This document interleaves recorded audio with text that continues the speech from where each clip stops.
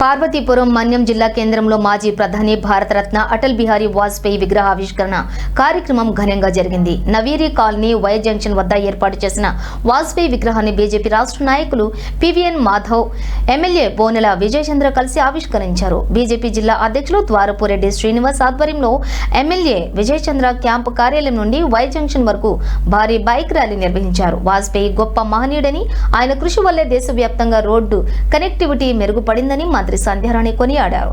శాంతిని కాంక్షించే ఆయన పాకిస్తాన్తో స్నేహం కోసం లాహోర్ బస్ యాత్ర చేపట్టారని గుర్తు చేశారు. ప్రతిపక్ష నేతలను కూడా గౌరవించే సంస్కృతి ఆయనదని ప్రశంసించారు.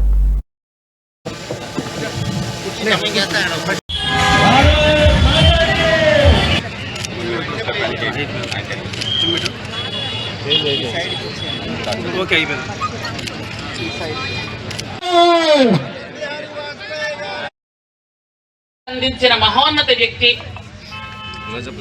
అట్లాంటి ఒక మహానుభావుడు విగ్రహాన్ని ఈరోజు మనం ఆవిష్కరించుకోవడం, ప్రధానిగా ఆయన భారతదేశానికి చేసినటువంటి సేవల్ని మనం కొనియాడడం, నిజంగా దానిలో మనందరం కలిసి పాలు పంచుకోవడం చాలా సంతోషంగా ఉంది.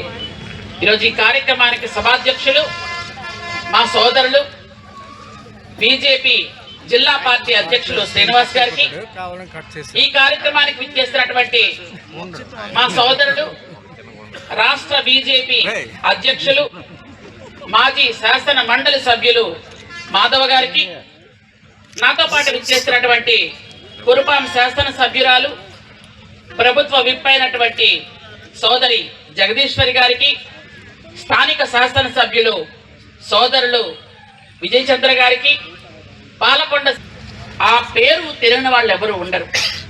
ఎందుకంటే రాజకీయాలు తెలియని టైంలోనే రాజకీయం అంటే ఏంటో చూపించి ఒక వ్యక్తిగా, ఒక కవిగా, ఒక మహోన్నత వ్యక్తిగా ఉన్నటువంటి ఆ మహానుభావుడు డిసెంబర్ 25, 1924లో మధ్యప్రదేశ్లో జన్మించినటువంటి ఒక మహాయోధుడు అని చెప్పాలి. అలాంటి మహానుభావుడు 96, 98, 99 వరుసగా 3 సార్లు కూడా ప్రధానమంత్రి స్థాయిలో ఉండి, పాకిస్తాన్ భారతదేశంలో కూడా మనం విరోధులుగా కాదు స్నేహంగా ఉండాలి అని లాహోర్ బస్సు వేయించి శాంతి చర్చలు చేయించినటువంటి మహాపుణ్యాత్ములు ఆయన. అలాంటి మనిషి విగ్రహం ఇక్కడ మనం పెట్టుకోవడం నాకు చాలా సంతోషంగా ఉంది. ఈరోజు మనం బయటకు ఎక్కడికైనా వెళ్తే మనకు రోడ్డు ఉందా అని అడుక్కుంటాం. యాక్చువల్గా ఈ రోడ్డు కావాలి, ఆ రోడ్డు కావాలని.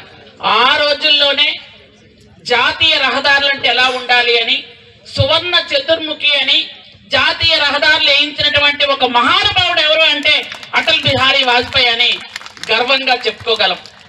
ఈరోజు ప్రతి రాష్ట్రానికి కనెక్టివిటీ కానీ, ప్రతి రాష్ట్రాలతో పాటు రాజధాని